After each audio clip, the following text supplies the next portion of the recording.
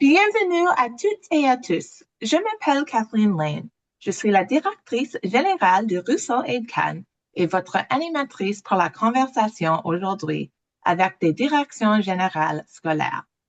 Le Rousseau Aid-Can est un organisme de bienface national et bilingue qui relie des professionnels de l'éducation, les chercheurs ainsi que les partenaires afin de partager les recherches et une expertise pratique pour renforcer l'apprentissage et le bien-être dans nos écoles et nos systèmes scolaires.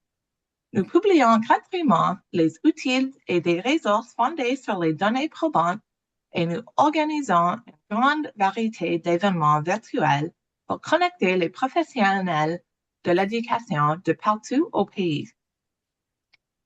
Le travail d'EdCan s'effectue sur les territoires traditionnels des Premières Nations, des Métis et des Inuits qui prennent soin sur ces terres depuis des générations. Avant de commencer, je vous invite à prendre un moment pour réfléchir à l'endroit d'où vous vous joignez à nous aujourd'hui.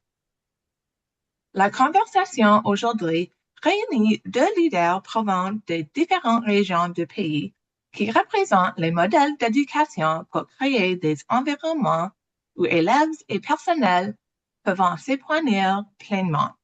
J'ai le plaisir de vous présenter les panélistes de votre événement. Monique Boudreau, directrice générale, District scolaire francophone Sud au Nouvel-Brunswick, et Manon Dufour, directrice générale, Centre de services scolaires des Dravers au Québec. Monique, pouvez-vous nous parler un peu de vous, de votre district scolaire et de l'orientation de vos travaux récents? Bonjour, j'espère que vous allez bien aujourd'hui, à la veille d'une tempête là, pour plusieurs de nous à l'est du pays. Ça fait que, c'est ça, moi je suis à la direction générale du district scolaire francophone Sud. Je suis à ma 13e année dans ce poste. Nous avons notre district scolaire, nous avons 38 écoles dans des milieux urbains, milieux ruraux. Ça fait que la grande majorité des grandes villes au Nouveau-Brunswick sont dans mon district scolaire. Nous avons 18 000 élèves, puis c'est un conseil scolaire qui est en grande, grande croissance, surtout depuis la pandémie, avec beaucoup d'élèves nouveaux arrivants que nous accueillons à l'intérieur de notre district scolaire. Tout de suite, il y a 3 districts scolaires francophones au Nouveau-Brunswick, puis mon district scolaire est composé de 57% de toute la population francophone de la province et ils fréquentent notre district scolaire. Ça fait que... Puis là, Catherine, est-ce que tu veux que j'enchaîne un petit peu pour parler de notre initiative, c'est ça? Oui, c'est vrai. Oui, OK. C'est ça. Ça fait que c'est sûr que moi, je suis une enseignante dans l'âme, puis toute ma carrière, puis même comme DG aussi, j'ai toujours gardé le même focus à voir comment on peut amener nos élèves à être engagés, actifs dans leurs apprentissages, comment les amener à développer des compétences. Puis, euh, aussi, c'est sûr qu'en occupant différents postes à l'intérieur du district scolaire, j'ai travaillé beaucoup avec les directions d'école, les enseignants, enseignantes. Puis là encore, ça fait que l'importance de voir comment on peut aussi inclure toutes les personnes de notre organisation, puis surtout aussi comment on peut rendre nos employés engagés aussi, pas juste les élèves, mais oui, nos enseignants, enseignantes, mais l'ensemble de notre personnel aussi. Ça fait qu'on a toujours voulu travailler, on a toujours travaillé au niveau de l'innovation, on a développé le concept d'école communautaire entrepreneuriale on appelle aussi école communautaire citoyenne. Puis, on avait des pochettes d'innovation à l'intérieur de nos écoles, mais on n'avait pas nécessairement un, un changement systémique ou une transformation systémique qui se passait. C'est pour cette raison-là, en 2019, que on a décidé de créer un secteur de la recherche et de l'innovation. On a créé un poste de directeur aussi de la recherche et de l'innovation. Puis, on s'est embarqué dans une étude longitudinale, une recherche-action qui s'appelle Centre Apprendre. Puis c'est vraiment dans le but de développer la pédagogie en profondeur, mais vraiment amener une transformation systémique, puis un leadership qui est vraiment un leadership qui est adaptatif. Ça fait que on a décidé qu'on allait avoir 4 éléments de focus sur lesquels on allait travailler. Puis ça, c'est la pédagogie, le leadership, la culture et la communauté. Ça fait que nos décisions sont toujours prises en fonction de ces 4 éléments de focus-là. Fait que la pédagogie, on préconise vraiment une pédagogie en profondeur, des scénarios d'apprentissage qui sont interdisciplinaires, puis on cherche vraiment à développer les compétences de nos élèves dans des espaces d'apprentissage qui sont flexibles. On a commencé avec 6 écoles de recherche. Fait que on a 6 écoles qui ont continué notre recherche, mais toutes nos écoles, quand même, sont en train d'adopter, ça fait que le concept ou bien les éléments sur lesquels on travaille dans cette recherche de Centre Apprendre.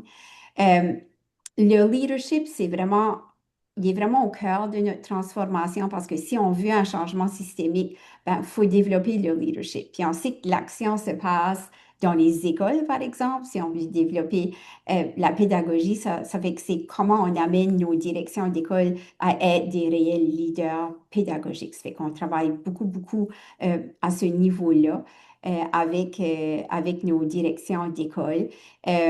À un moment donné, par exemple, on s'est dit, ben, pour qu'ils soient des leaders pédagogiques, il faut qu'on leur enlève des tâches administratives. C'est qu'on a créé des postes d'agents d'établissements scolaires pour s'occuper des tâches administratives. C'est une des décisions comme ça que l'on prend pour pouvoir amener ce changement systémique-là. Euh, on a commencé par développer au sein de notre équipe de gestion, on a adopté un nouveau mindset. Ça fait pour tous nos employés. Ça fait que si on veut amener un changement systémique, d'abord, faut que tous nos employés soient au courant de ce changement-là, le comprennent, puis adoptent des nouveaux comportements. Fait que ce mindset-là parle de différents rôles qu'on va jouer, puis quel type de comportement on doit adopter selon le poste qu'on occupe à l'intérieur de notre système. On a formé aussi à la fin de l'année, ça fait que ça va faire à peu près une année, là, dans quelques mois, ce qu'on appelle le GCO. Puis ça, le GCO, c'est le grand cercle organisationnel. C'est une nouvelle structure qui va nous amener une meilleure collaboration dynamique, saine et inclusive au sein de tous les leaders de l'organisation. Ça fait que auparavant, on avait une équipe de gestion, ça fait que moi, avec mes directions, OK, qui prenait le lead par rapport à, au changement, puis qu'est-ce qu'on doit adopter à l'intérieur de notre organisation. Mais on réalisait qu'il y a beaucoup, les différents secteurs, par exemple, qui n'étaient pas inclus. Fait ce qu'on a voulu faire avec le GCO, c'est qu'on est allé chercher comme le responsable du transport, puis le responsable du bâtiment. Ça fait que tous les secteurs, le secteur d'accueil et d'intégration des élèves, puis issus de l'immigration. Ça fait qu'ils font toute partie du GCO. Ça fait qu'on passe vraiment comme d'une hiérarchie, une équipe de gestion, un partage de pouvoir ou une prise de pouvoir d'un plus grand cercle. Puis c'est vraiment un cercle, là. C'est vraiment un partage qui est distribué au niveau de nos comportements. Euh, Ensuite, ben, c'est sûr, on travaille aussi la culture de collaboration, comme l'importance d'inclure les bonnes personnes à la table lorsqu'on a à prendre une décision, on a un problème à résoudre, comme par exemple, on dit toujours, ben, si je vais être impacté, incluez-moi. Lorsqu'on vient, par exemple, à avoir des grands milieux qui sont flexibles, c'est extrêmement important que le concierge soit pas seulement au courant, mais qui fasse partie des décisions, quel type de meubles on peut aller chercher, puis qu'on tienne compte aussi de l'impact que ça va avoir sur le concierge. Fait que ça, c'est tous des éléments qu'auparavant, que, tu sais, on oubliait, mais c'est important qu'ils en fassent partie. Ça fait toute partie de notre culture. Puis la communauté aussi, fait en ayant des écoles communautaires entrepreneuriales, ben, on a voulu encore là, amplifier, ça fait la présence des élèves dans la communauté, ça fait qu'ils contribuent à leur communauté. Ils trouvent des vraies solutions aux vrais problèmes qui existent dans leur communauté. Puis ça devient vraiment, la communauté devient leur laboratoire d'études. Tu sais, on a des élèves régulièrement, ils vont présenter au conseil municipal, ils vont proposer des solutions, on a des jardins communautaires, ça fait on est vraiment ouvert à la communauté. Ça fait que tout de suite, on est vraiment encore dans la cueillette de données, mais nos données préliminaires démontrent vraiment un grand engagement des élèves, par exemple. Ça fait que ils sont beaucoup plus motivés, mais beaucoup plus engagés aussi, actifs dans leurs apprentissages, parce que les élèves, ils créent, ils valident, ils réfléchissent, ils sont vraiment au cœur de l'apprentissage. Les enseignants, enseignantes, il offre un accompagnement personnalisé aux élèves, ça fait que plutôt que, tu sais, d'enseigner, ça fait on va vraiment chercher les élèves où ils sont rendus. L'inclusion chez nous au Nouveau-Brunswick, c'est très, très fort, mais ça permet aussi au personnel de répondre d'une manière personnalisée aux besoins des élèves. Euh, Puis là, notre prochaine étape, parce que c'est sûr qu'on est toujours en apprentissage, ben, on est en train de développer des outils, puis toute une structure de collecte de données qui va aller mesurer ces comportements-là, puis on va vraiment voir les impacts au niveau de l'organisation. Fait que c'est là qu'on est rendu un petit peu à l'intérieur de notre district. Peut-être une chose aussi mais au niveau d'inclusion qui est vraiment important à mentionner ici parce que je l'ai dit, cette culture-là qu'on cherche à développer, c'est qu'on a fait différents changements, par exemple, au niveau de notre structure. Auparavant, on avait des réunions de direction d'école. Donc, des rencontres de direction d'école. Aujourd'hui, ce sont des rencontres de leaders. Oui, on a nos directions, nos adjoints, on a aussi nos responsables de secteur qui font partie de ces rencontres-là. Euh, on a aussi des élèves du Conseil de la jeunesse qui participent aussi. Puis parfois, on va aussi inviter des partenaires communautaires. Puis la raison pour ça, c'est que si on veut apporter un changement systémique, on doit tous l'adopter, le comprendre, puis vouloir y contribuer. Ça fait que c'est des changements qu'on est en train de voir, mais qui apportent cet engagement systémique-là aussi. Merci, Monique. C'est une inspiration pour nous. Alors, maintenant, pouvez-vous partager un peu de contexte au sujet de votre centre de service scolaire et l'orientation de vos travaux récents? Oui, tout à fait. Merci beaucoup. C'était vraiment inspirant d'entendre Monique. J'ai pris plein de notes pour amener dans mon centre de service scolaire moi-même.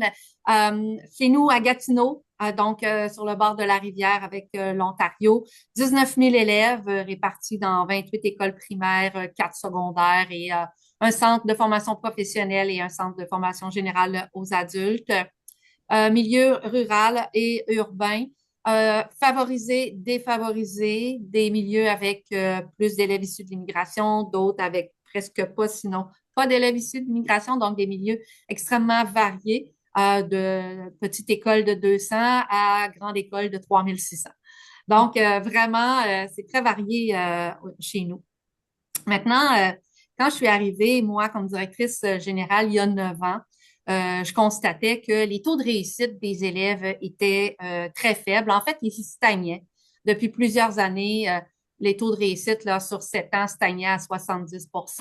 Les taux de réussite sur 5 ans étaient à 61. Puis on avait plus de 13 de nos élèves qui arrivaient au secondaire avec du retard académique. Donc, on n'était pas en bonne position là, au niveau des indicateurs de réussite, je précise, là, de nos élèves. Moi, j'arrivais d'une expérience comme directrice d'école secondaire où j'avais amélioré la réussite scolaire. Alors, j'avais dans ma tête que je connaissais pas mal la technique à mettre en place, puis que je n'avais qu'à la déployer de façon plus large.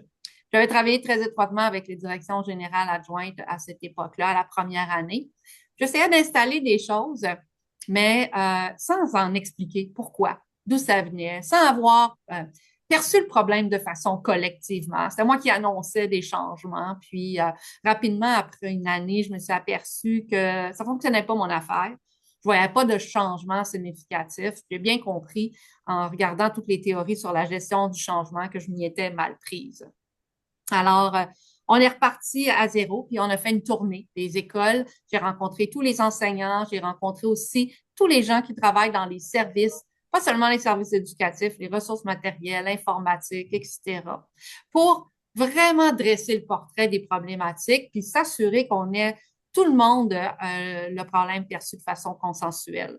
Et là, il y a plein de choses qui est arrivé à ma connaissance à cette époque-là.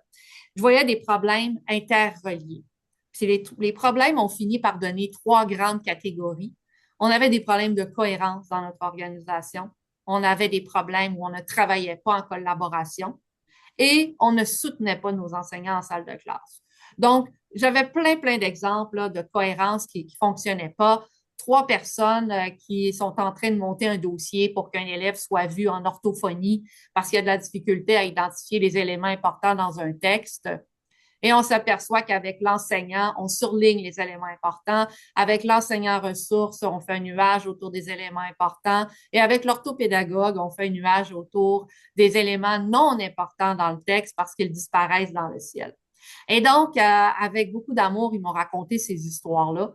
Mais on voyait que c'était pas un problème de travail, c'était pas un problème d'efficacité individuelle. C'était vraiment qu'il n'y avait pas de cohérence dans nos interventions. On finissait par se nuire parce qu'on ne s'assoyait pas ensemble et on ne travaillait pas en collaboration pour définir nos moyens puis nos structures de régulation. Alors, ça a donné vraiment ce qu'on a appelé nos trois piliers, une espèce de filtre décisionnel. Et à chaque fois qu'on prend une décision maintenant, il faut qu'elle soit prise en cohérence avec ce qu'on fait déjà, avec nos politiques qu'on a déjà. Il faut qu'elle soit prise en collaboration et il faut qu'elle permette de venir soutenir nos enseignants en salle de classe. Il a fallu s'assurer que nos structures soient dans cette même optique-là, c'est-à-dire que le CCG, la rencontre avec l'ensemble des directions d'école quand on prend des décisions sur des politiques, des procédures, qu'on fasse de la même façon. Le comité d'engagement vers la réussite qui permet d'actualiser notre plan d'action. Au Québec, on appelle ça un plan d'engagement vers la réussite. Ben aussi qu'il soit dans cette philosophie-là. Qu'on se développe vraiment la répartition des ressources. Avant, on donnait, tout le monde avait le même nombre de journées pédagogiques avec de l'accompagnement de conseillers pédagogiques pour être égal. Alors maintenant, on a développé des outils qui nous permettent d'être équitables, d'aller vraiment où il y a des besoins, puis d'avoir des pratiques qui ont de l'impact. Alors, un enlignement PEVR, un enlignement avec les projets éducatifs dans les écoles, un enlignement avec les plans d'action dans les services et faire en sorte que quand on pose une action, on s'assure qu'elle a de l'impact, puis on la mesure. Et si elle n'a pas d'impact, ben on arrête de faire cette action-là. On ne se dit pas parce qu'elle est au plan d'action pour les 3 prochaines années, c'est l'action qu'on continue de faire. Non, on va faire les modifications lorsque c'est nécessaire. Ça nous a permis de créer un bureau de la statistique, donc pour aider à prendre des décisions, j'entends bien, pas pour évaluer, c'est important ça, parce que il a fallu l'expliquer, que c'était dans une optique d'aide à la décision. Avoir des données pour nous, ça nous permet de nous propulser. Un peu comme quand on fait un examen pour la glande thyroïde, ben, à chaque année, on fait une prise de sang parce qu'on ajuste notre médication en fonction de ce qu'on voit. Ben, nous, on veut pouvoir faire des ponctions rapides sur la réussite de nos élèves pour être capable de faire les ajustements en temps réel, pas attendre qu'il soit trop tard puis que les difficultés aient augmenté notamment. Alors, on a mis en place des CAP, on a mis en place des COP, on a mis en place des comités inter-écoles, comités sur l'évaluation où les enseignants de plusieurs écoles siègent ensemble pour bien comprendre l'évaluation puis faire en sorte qu'on ait une harmonisation de nos pratiques toujours adaptés en fonction des contextes de chaque école, je vous l'ai dit, sont extrêmement différents, puis des individus qui composent les écoles. Mais ultimement, 3 grandes formations phares, enseignement efficace, gestion des comportements et ITCA, c'est-à-dire des mesures de contrôle lorsqu'un élève se désorganise. Sinon, ce sont des accompagnements qui sont ciblés par école ou ciblés par individu en fonction des besoins qui ont été identifiés puis de l'analyse des données que le bureau a pu nous donner, par exemple, à la suite d'un examen ministériel. Nos décisions s'appuient maintenant sur les connaissances issues de la recherche et non sur seulement ce qu'on pense. On n'importe pas tout. C'est pas parce qu'on s'appuie sur la recherche qu'on importe tout. Il y a des choses qu'on peut importer en total. Il y a des choses qu'on peut importer seulement si on modifie en partie. Puis il y a des choses qui ne sont pas du tout adaptées à notre contexte. Alors, c'est pas tout le monde fait exactement la même chose. Ça dépend réellement de ces éléments-là. On est passé donc d'une gestion plutôt autoritaire de j'avais mon plan, je savais où je m'en allais, à une gestion de changement avec une réelle participation, consultation. Mais on était quand même dans une optique où on était à risque, on pouvait difficilement faire pire. Donc, on avait quand même des orientations qui devaient être prises. Alors, c'est une gestion du changement qui a été installée. Et là, maintenant, je vous dirais depuis 2 ans, on modifie notre stratégie pour d'être une organisation apprenante parce que les leaders développés à l'intérieur de notre organisation sont extrêmement forts. Le leadership des directions d'établissement, le leadership des directions de services, le leadership des ressources éducatives fait en sorte que on a, et celle des directions générales adjointes dans le suivi et l'accompagnement, mais de plus en plus, les gens sont porteurs de la vision. Et je vous dirais qu'aujourd'hui, mon rôle, c'est davantage de me tasser pour ne pas nuire. Je suis plus en avant de la parade. Je suis d'ailleurs celle qui doit donner des ressources, permettre aux gens de rayonner, parce que notre organisation aujourd'hui est rendue dans un profil en excellence. On a plus de 88 de taux de diplomation maintenant. C'est une augmentation de plus de 18 On a 73 de diplomation en 5 ans. C'est une augmentation de plus de 12 Et on a diminué de moitié le nombre d'élèves qui arrivent en retard au secondaire. Alors, on fait partie des leaders au Québec, les organisations les plus performantes, mais la seule raison, puis là où je rejoins beaucoup Monique, si on est rendu là, c'est à cause de l'équipe. C'est pas à cause de Monique, c'est pas à cause de Manon. C'est à cause des structures de collaboration, puis pour les Anglais, d'empowerment des individus, des leaders pédagogiques. Oui. Oh, c'est les excellents résultats. Bien que les initiatives soient très différentes et propres au contexte local, elles ont en commun des certains facteurs importants qui contribuent à leur réussite. Et maintenant, vous avez parlé de les données et de baser les décisions sur les données, les recherches. Monique, maintenant, pouvez-vous nous dire davantage comment vous utilisez les recherches, les données pour faire les décisions? Monique, je te laisse aller. Ah, oui, OK. Ben, je vois, Manon a raison. Ça fait que bravo, Manon, c'est très, très inspirant aussi les beaux changements que tu as apportés à l'intérieur de ton organisation. Puis je vois qu'on a beaucoup, peut-être les mêmes valeurs, puis la même vision de comment on peut le faire. Fait que c'est sûr que nous, chez nous, ben, c'est très important. Comme je disais, ça fait on part un petit peu de l'inverse parce que ça fait que oui, c'est une recherche-action, puis ensuite on prend nos décisions par rapport aux données qu'on est en train de recueillir, puis on sait que ça va quand même être une étude là, sur plusieurs années, surtout lorsqu'on veut amener une grande transformation à l'intérieur de notre organisation. Puis c'est vraiment la recherche qui guide nos actions, mais je dirais qu'il y a d'autres éléments qui entrent en jeu qui sont très, très importants. Puis c'est l'importance de l'alignement. Ça fait que maintenant, on en a parlé tout à l'heure, puis comme c'est très important oui, d'être aligné, puis qu'on comprenne aussi le pourquoi, pourquoi on prend telle décision, puis Comme je disais tout à l'heure, pour nous, c'est important aussi d'impliquer les bonnes personnes. Ça fait, tu sais, on dit un petit peu chez nous, ben, si je vais être impactée, je l'ai dit tout à l'heure, je le répète, ben, impliquez-moi. Puis impliquez-moi au début, non pas lorsque on se rend compte que, oh, vous avez pris telle décision, vous en allez là, mais avez-vous une idée que ça, l'impact que ça va avoir sur tel secteur? C'est le contraire. Ça fait qu'amenant les bonnes personnes à la table au début, puis prenons la décision ensemble.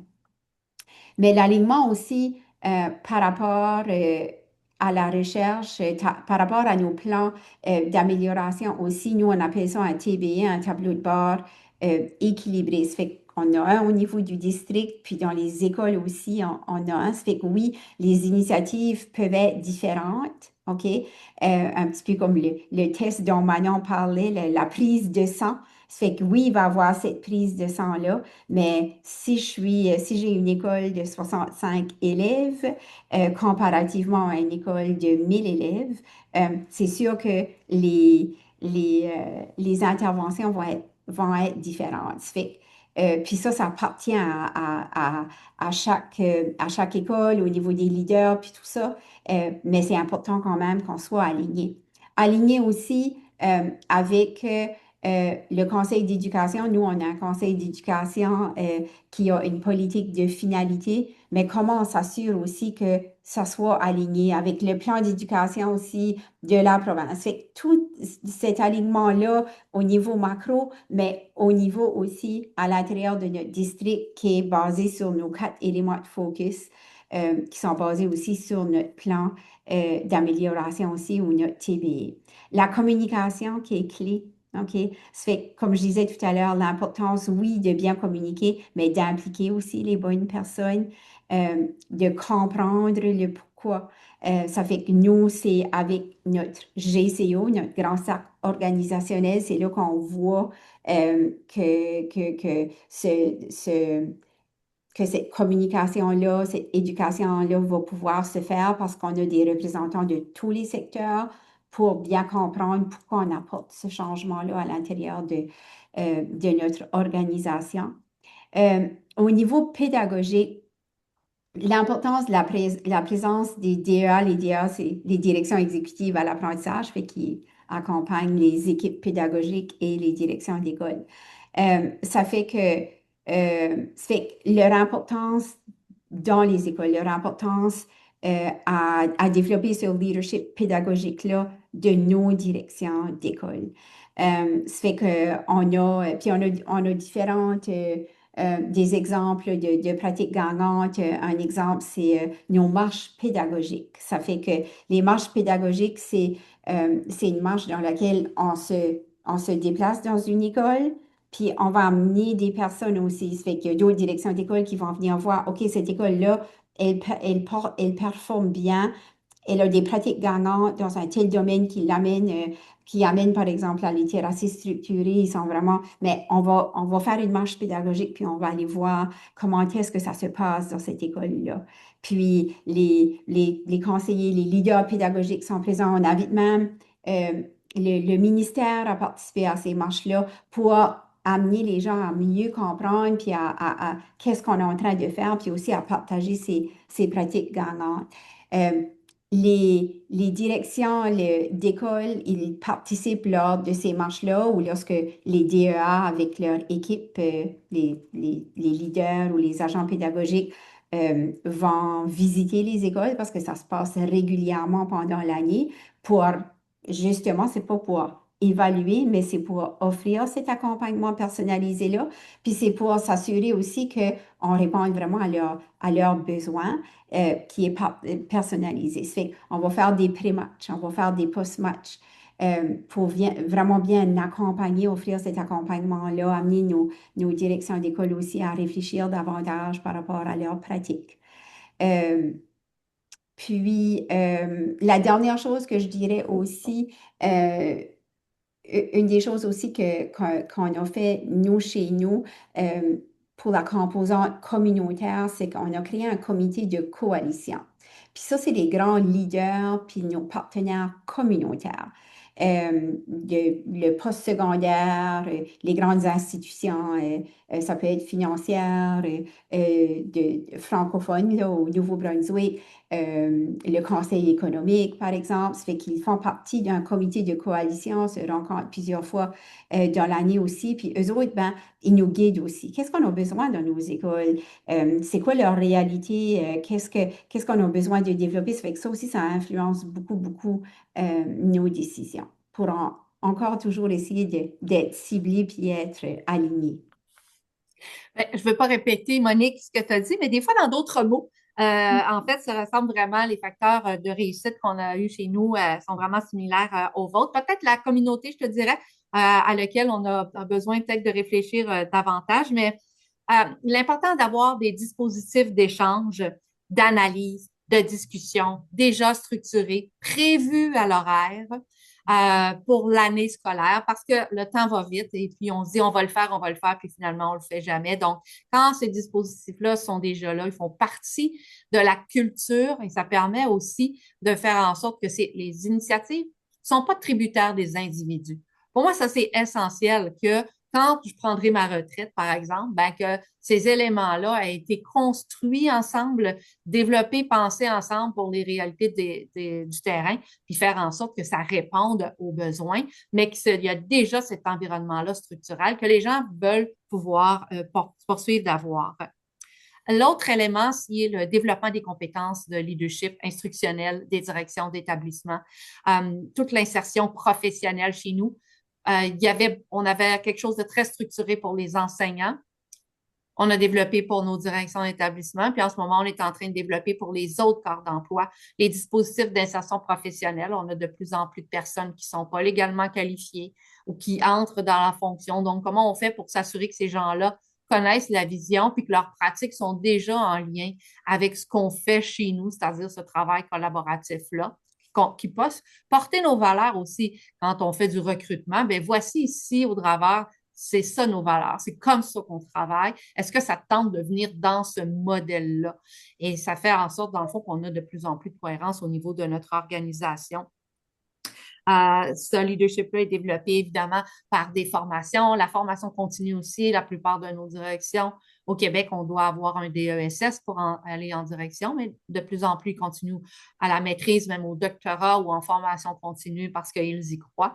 Et si on veut que nos enseignants continuent de se former, ben, il faut aussi nous-mêmes le faire. Puis moi-même, comme DG, en premier lieu, continuer à me former. Puis si on veut vraiment être dans une organisation dite apprenante.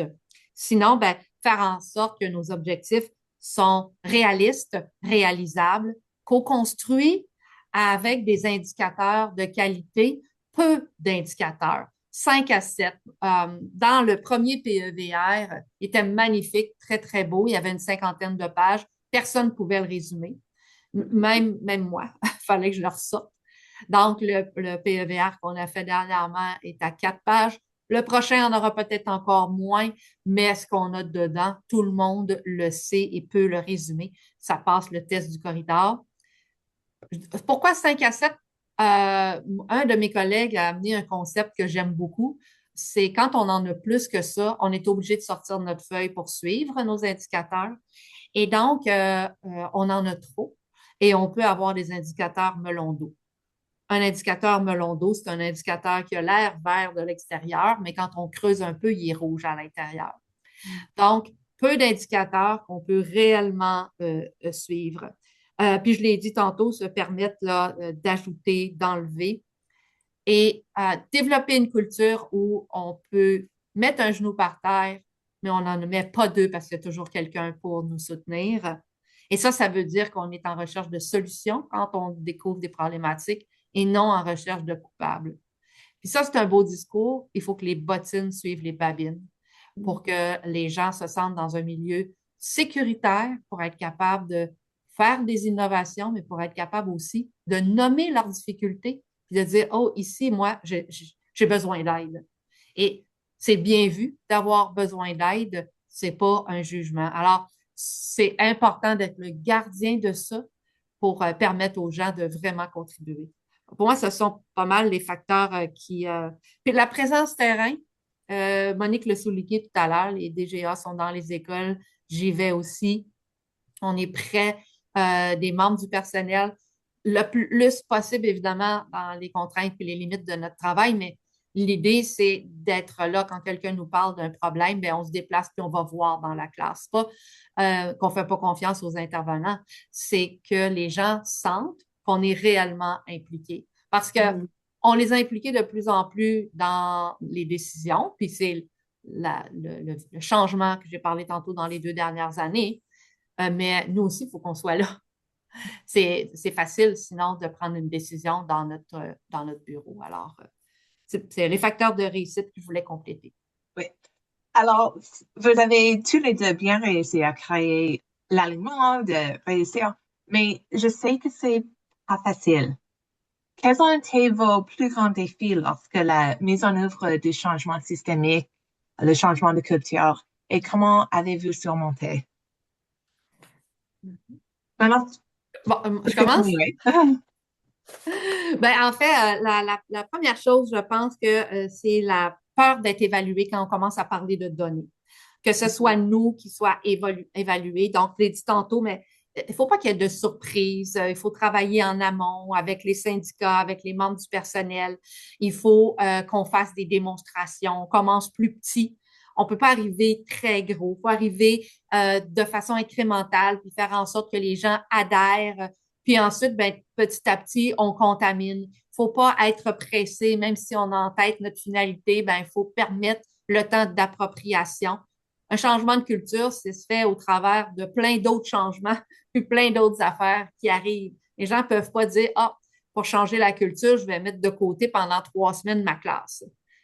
Mais alors, qu'est-ce qu'on fait quand on veut respecter le rythme? Pour moi, ça, c'est un défi qui a été important. Donc, prendre le temps d'expliquer, d'être gardien des conventions collectives aussi. C'est pas le temps de dire, bon, ben, moi, je respecte pas. Non, justement, il faut s'assurer que nos décisions soient prises, ancrées dans les conventions collectives. Sinon, les ressources compétentes, des non légalement qualifiés, je l'ai dit tantôt, ben, une fois qu'on a dit qu'on a des noms, c'est des facteurs de vulnérabilité à lesquels il faut attitrer des facteurs de protection. Donc, oui, il y a des personnes qui sont non légalement qualifiées, c'est un facteur de vulnérabilité. C'est quoi le facteur de protection? L'accompagnement des conseillers pédagogiques, le leadership des directions, la formation continue, les COP, les CAP, le mentorat. Donc, des structures pour faire face à ça. Des ressources insuffisantes parce que des fois, on manque de sous, ben, c'est de travailler avec le CRR, se rappeler la vision, pourquoi on fait des choses, faire des choix équitables et non égaux. Puis s'il faut, ben, prioriser puis faire un plan de déploiement. Sinon, faire attention aux angles morts, des choses des fois qui nous arrivent qu'on n'a pas prévues. Alors, il faut essayer de développer une approche écosystémique. Plus facile à dire qu'à faire, mais au moins, dans le fond, c'est l'intention de la direction générale qui est importante là-dedans. Puis, se retirer aussi des improvisations. On pense que c'est ça qu'il faut faire. Est-ce que c'est ça vraiment? Et il faut maintenant, nous, on a le réflexe maintenant de toujours aller mesurer les données des élèves, voir les connaissances issues de la recherche, parce qu'on peut penser très, très, très fortement quelque chose. On peut tous penser très, très fortement la même chose. Ça ne veut pas dire que c'est la bonne chose. Puis sinon, ben, attention, trop de changements en même temps, c'est difficile pour l'épuisement. Donc, ayez aussi des indicateurs de bien-être des individus puis de capacité du milieu à adopter des nouvelles pratiques. Merci. Et Monique? Ben, c'est sûr que nous, lorsqu'on a commencé en 2019, euh, on a commencé avec notre équipe de gestion, puis on était vraiment en apprentissage. Fait que l'importance, oui, tu sais, maintenant, on a fait allusion de ce développement professionnel-là, ben, nous, on a besoin aussi d'y participer. On est allé voir différents milieux.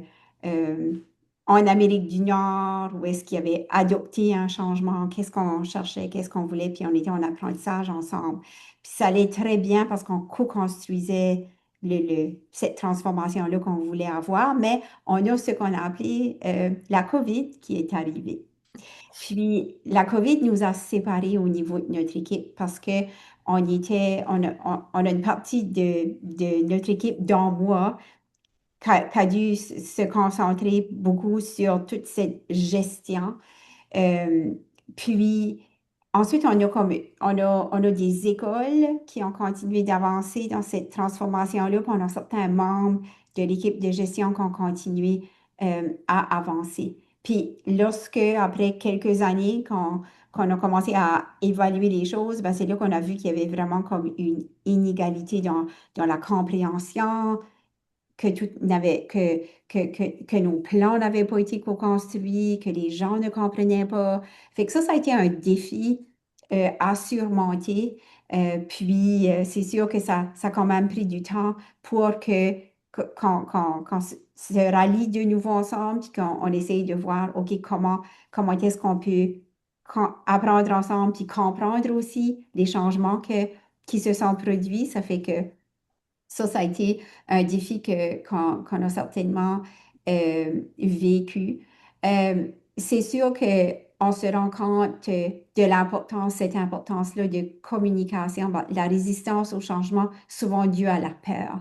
Puis, tu sais, lorsqu'on demande aux enseignants de faire différemment, ben, ils ont même peur, même si, tu sais, on leur dit, allez-y, osez, risquez, mais c'est comme, OK, ben, est-ce que j'ai le droit de faire ça? Est-ce que j'ai le droit d'essayer? Tu sais, puis oui, c'est les assurer, leur donner cette confiance-là, puis, mais ça, c'est quelque chose que l'on voit.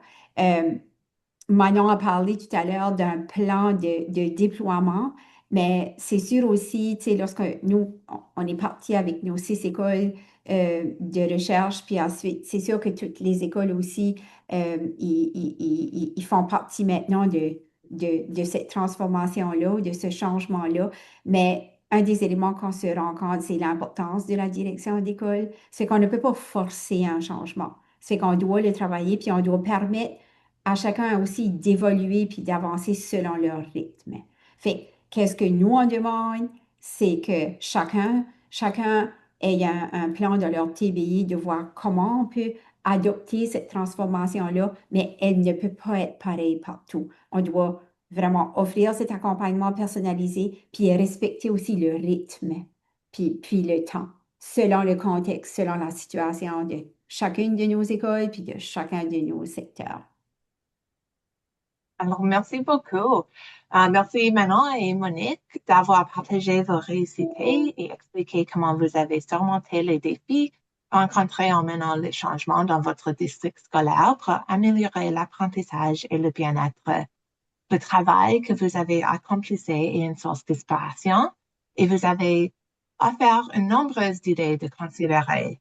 Merci beaucoup pour votre temps aujourd'hui. Merci.